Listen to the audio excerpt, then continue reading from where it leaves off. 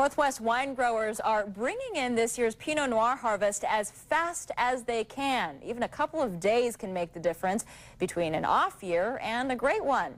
KT's Joe English is live in Northeast Portland with the good news, we think, Joe, about this year's crop. Well, a good year for vineyards generally means a good year for everybody else, like stores like this, for example, or restaurants, or you if you like to drink wine.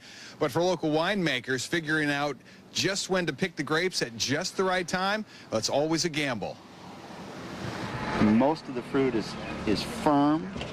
Like that guy has completely uniform berry size all the way around. Winemaker Stephen Carey of Yamhill Valley Vineyards checks out this season's crop. He waited an extra week to let it ripen. The heavy rains in last week's forecast made him pretty nervous, but they didn't come. It also hasn't been warm enough for molds to grow after they did get wet. So as you can see, fruit's still of great quality. It's in fine, fine shape. And that mold can destroy a crop.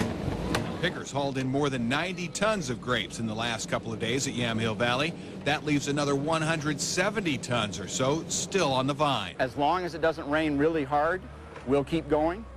And then if it does rain hard, we'll wait and cross our fingers for one more window. With one more window, we're in good shape. With the climate variations in Oregon, grapes just a mile or two apart can be ready to pick several weeks apart.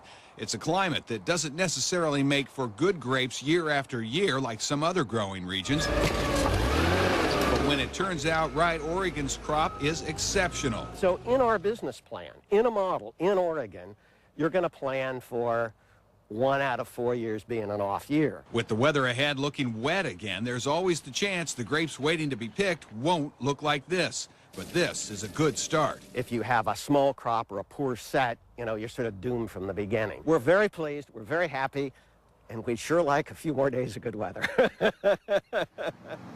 Well, that fungus that can ruin the grapes, so far it's only in about 2% of the crop, but some more rain could change that.